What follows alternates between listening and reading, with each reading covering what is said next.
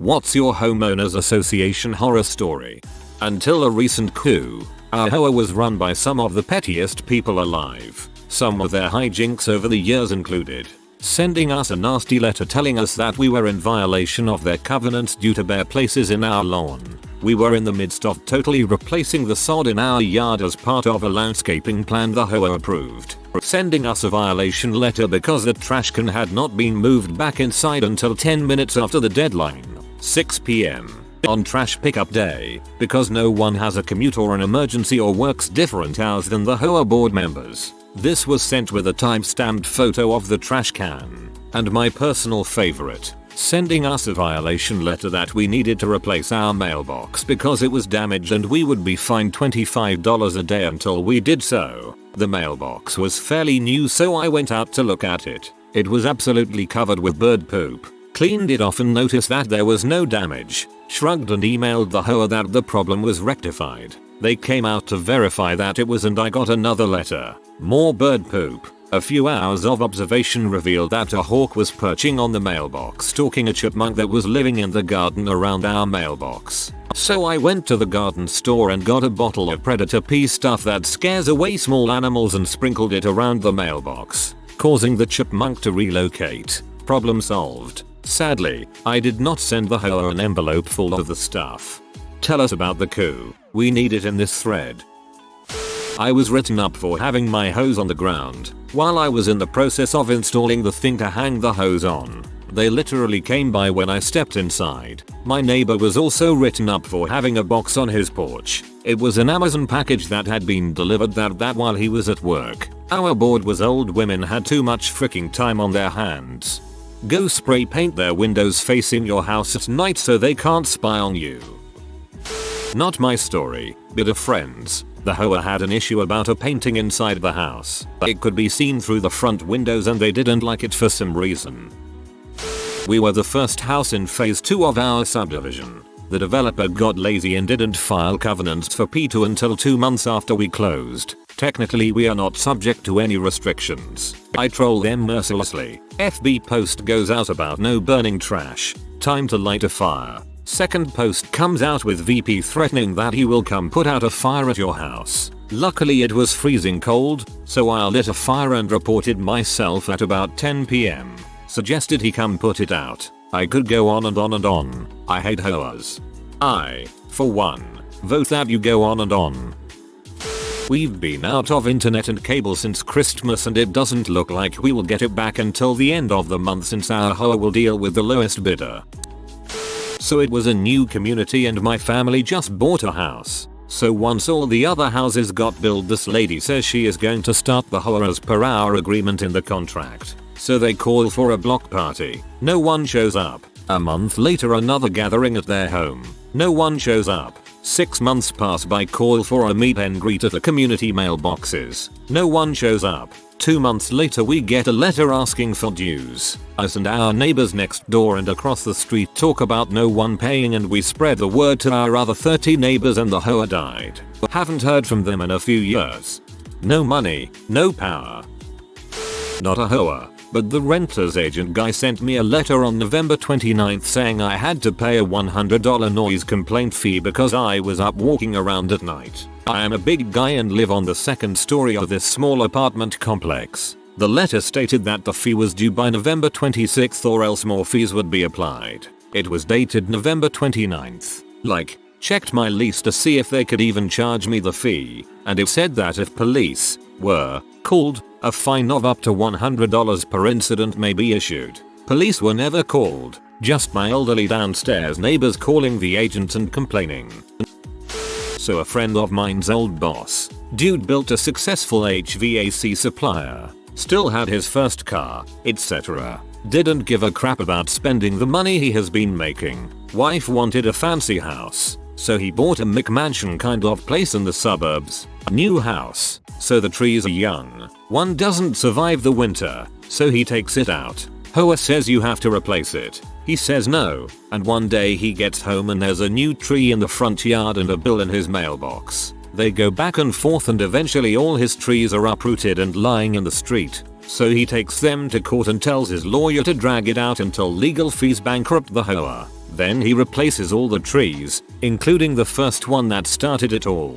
That's a lot of frick money. Drawing things out legally can get in this very expensive. Replacing the trees after bankrupting the HOA, that's just simply cold-blooded.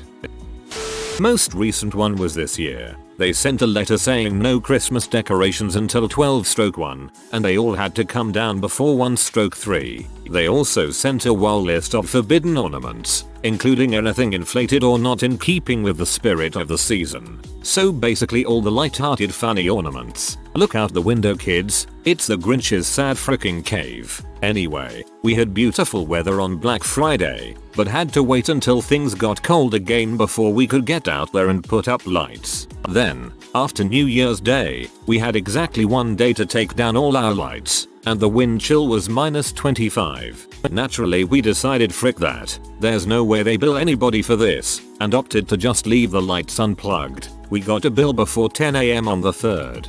Report everyone else on the street and start reporting the council members for the most petty crap possible. If you catch them dismissing the fines for theirs with justifications, call them out on it. Either people will get angry and either vote them out, disband the HOA, or the council people will end up with so many fines that they will severely back down. My cousin moved into a house with a HOA. They spent several months chasing after him for the former owner's missed HOA payments and threatened legal action. He was not legally responsible, but they kept hounding him. Eventually he lawyered up to stop the harassment. Not an HOA but a neighborhood association, so close enough. 2 quick stories about the same folks. A friend of mine who had a diseased, rotting, falling over tree in his front yard had to request the association's approval to have the tree removed. His request was initially denied and stalled for several weeks because the association wanted professional verification that the tree was actually diseased. A cursory glance at a tree that was practically horizontal in the guy's yard wasn't enough. Apparently, the church I'm a member of owns a house next door to the church. The house has some historical significance and is architecturally interesting, but at this point it's been totally abandoned for years. The family who built the house no longer has any interest in it. They sold it to the church and have no relatives in the city anymore. Because of the architecture and the length of the abandonment, doing anything productive with the house is likely $1 million plus project. But the association has flatly refused to approve any reno plans and simultaneously has refused any notion at all to tear the house down. So the church is stuck with a house that is in increasingly bad shape, totally empty, can't be sold because of its condition, and the neighborhood association will not approve any plan to do anything with the house except leave it alone. And that's why you have a mysterious fire happen at the house. AMD boom, house is gone.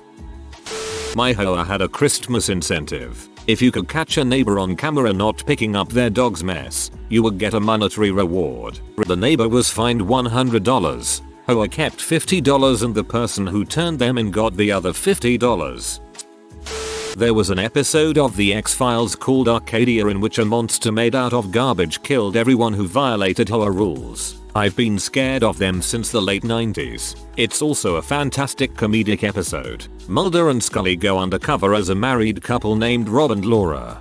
I remember that one. The monster was basically breaking into people's houses and murdering them for having the grass uncut or for being out past curfew. He looked like a sludge monster. LOL. That was a great episode.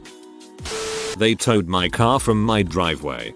There was a post in a legal advice about a guy who had his car towed from his driveway, and he lived in a HOA. The towing company just hooked it up by lifting up the end, but since the car was a Nissan GTR, it needed to be put on a trailer. Guy said the car was shot. Towing companies must make more mistakes than I thought. This is actually something that is ongoing battle between my friend's mom and her HOA, or more specifically one member. She lives inside this circular complex full of townhouses with a roundabout in the center that used to have a lot of trees and looked really nice, almost like a mini park. The HOA decided to cut down all of the trees without giving notice and my friend's mom was pissed. She went to complain about it and they basically said, "Sorry, too late." In protest of them doing that, she decided to buy this big inflatable palm tree that she stuck on her balcony for all to see. One of the neighbors, who was in the HOA decided to file a complaint because it looked gaudy. She knew exactly who it was and it upset her more that this person did that instead of coming to talk to her after years of living near each other. She was able to keep her tree, and when Christmas came around she even decorated it. She decided she was going to wage this war against the HOA and this neighbor by having annoying inflatable decorations on her balcony. When it started warming up she bought a flamingo, which she likes to dress in Chicago Cubs or Blackhawks gear depending on the season. I told my friend he should get her a 6-foot wacky waving inflatable tube man to put on there next, which I think would be hilarious, but I don't know if she wants to take it that far. A guy across town put up a flagpole. The HOA told him the only flagpole allowed was a small flag hanging at an angle on your porch. He took the pole down. He did some research on his contract and painted his garage door in an American flag pattern. I hate HOAs. I'd line my front porch with small flags like a UN convention. The HOA association hounded a resident relentlessly to remove the flag from the front of their condo. It was a service flag and they are a Gold Star family. Gold Star, in case people don't know, that usually denotes that an immediate family member died in a war. We get a letter every year telling us it's against the bylaws to have a fence, but the fence was already there when we bought the house. My Bill put his fence up before the HOA was active. His house was the first one built in the subdivision, and he had the fence up quickly. About 6 months later, the HOA was finally formed, and the bylaws prohibited privacy fences, but his got to stay up because it predated the HOA.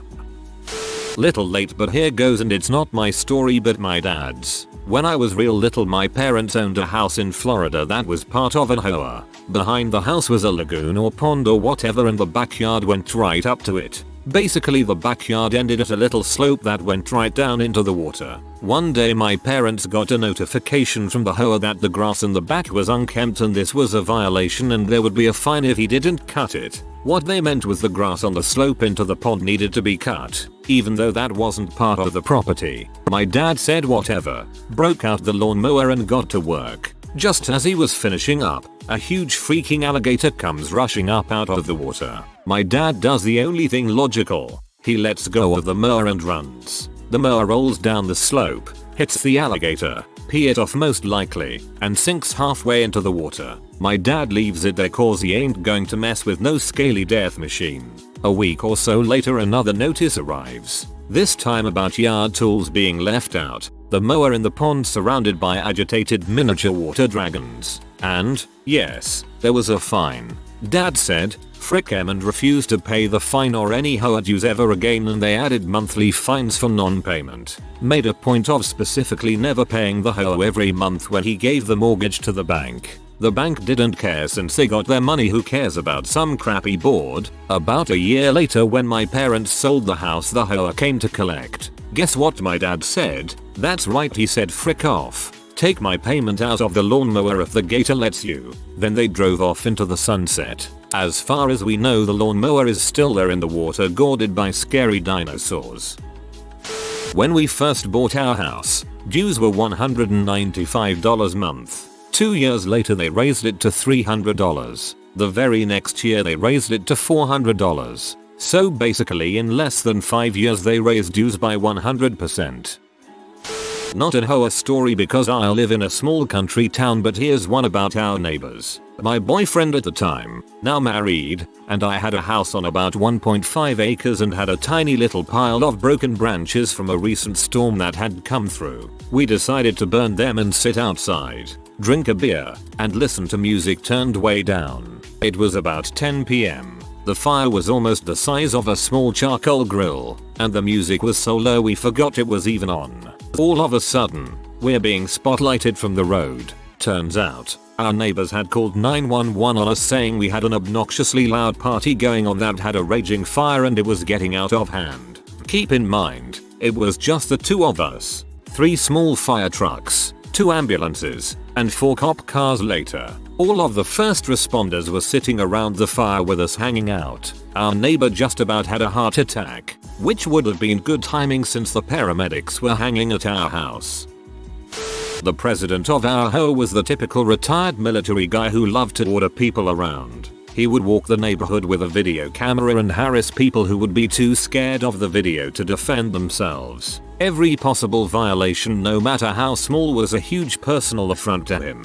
They actually took UPS to court over the trucks being over the line of the designated parking space for guest vehicles. Well, yeah, genius. The delivery trucks are larger than the Honda Fit-sized parking spots. And the HOA freaking one.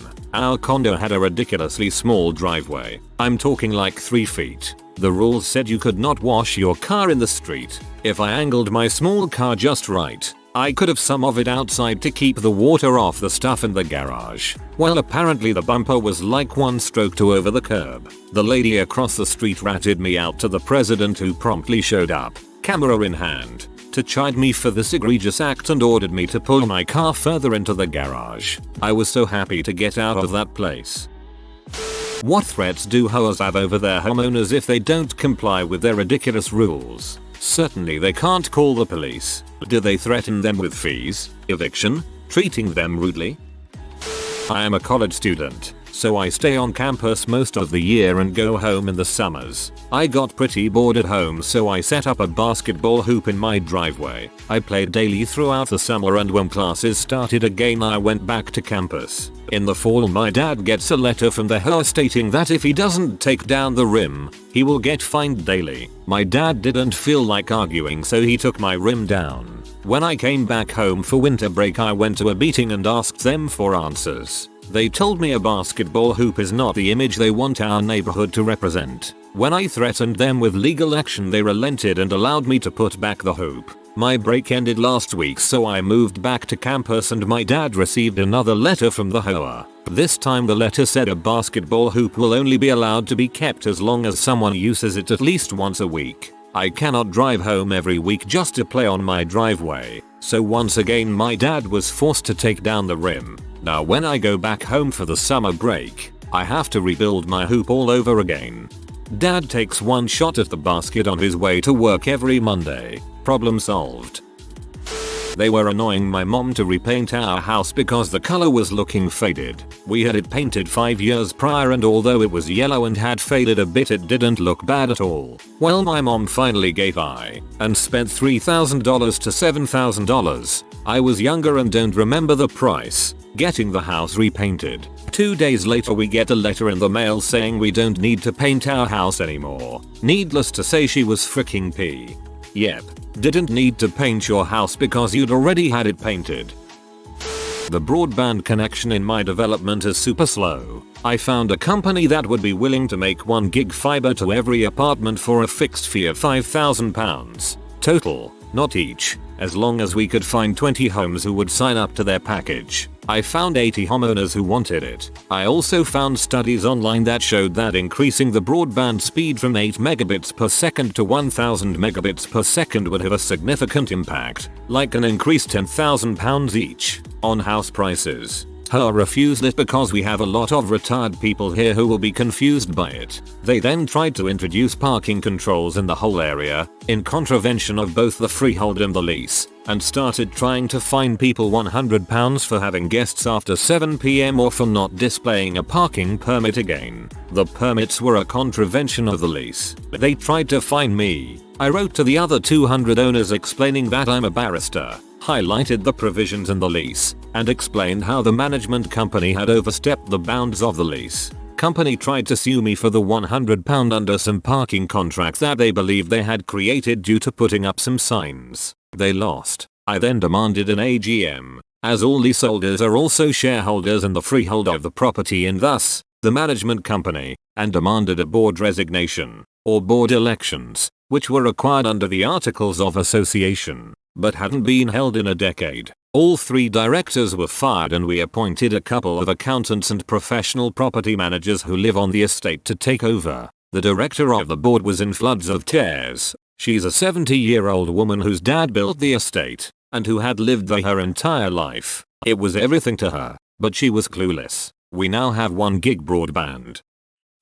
They're not all bad. Mine collects about $250 a year, and uses that to keep up all of the public lawns and trees and stuff. Everyone involved has better things to do with their time than keep up with petty bulls. There was one time a stay-at-home mom decided to take it upon herself to enforce all of the parking restrictions outlined in the HOA agreement. She went around putting warnings on people's cars for all sorts of things. She wasn't a board member or anything. She just felt like power tripping. When she tried to actually get those warnings she issued enforced, the actual board members just laughed at her and moved on with the meeting.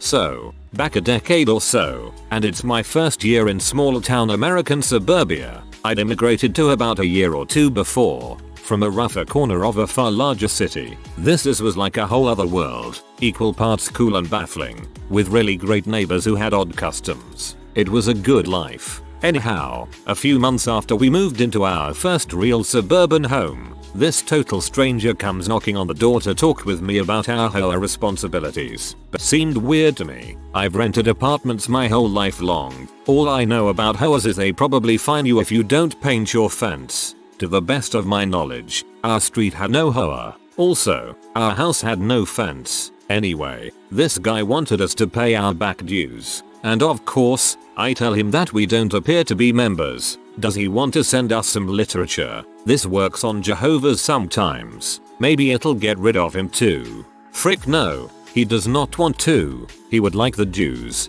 Please. Are we aware of our legal obligations? It would be best to just settle this all up front. This is the point at which I send my young child well back into the house and reach for a phone.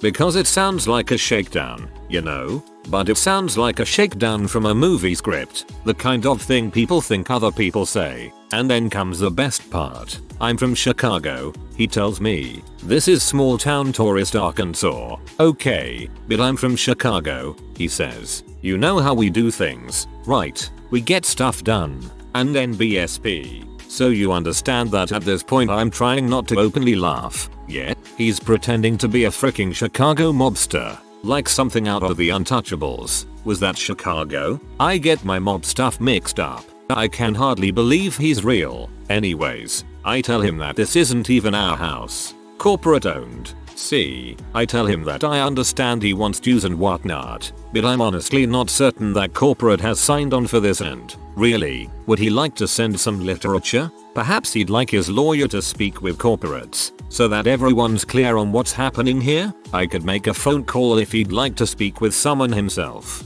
Right now, yeah, phone in my hand, mate. Coming to my house in this small nothing town pretending to be something scary, freaking try me. And then BSP. Anyways, had a good laugh with the boss about it later. And again, when some literature actually showed up, hand typed, full of spelling mistakes, standard look at Emmy Bulls. We never joined an HOA. Our home's contract actually included language prohibiting us from joining an HOA, and the sorry little shitstick never did come back again looking for money. Back when I was about 16 or 17, my friends and I used to hang around the neighborhood. We weren't the bad kids though, but for whatever reason the head of the HOA hated us. Or maybe all teens, I'm not sure. The one time that I'll never forget, I get home from school, it was a normal day, and my mom says to me as soon as I walk in the door, "So the deputy fire chief called me this morning." Now I'm thinking, okay, what's the big deal? Well, apparently some kids had thrown Molotov cocktails all over the neighborhood and Miss High and Mighty HOA had called 911 and reported it as me and my friends. Well, clearly that was impossible because I was playing Xbox all night that night. So long story short, me and all my friends get called into the fire chief's office one by one to explain our whereabouts that night, and he would just not let up. We all had proof of where we were and what we did, but no, that wasn't good enough because we're just dumb teenagers. It had to be our fault. He even had a satellite image of the crime scene with a red line leading back to my house saying that he had police dogs sniff out our trail. Eventually that finally ended and apparently no one was charged. But fast forward a couple of years and guess who gets caught selling majorly overpriced pool passes to out of neighborhood guests to use our pool? That's right, Miss High and Mighty herself. I was so happy when I read that email, and even more happy that she had to pay back the thousands of dollars she swindled. So that's why I believe in karma. If you are new to the channel, you can subscribe. I publish new videos every day. Until then, check another video.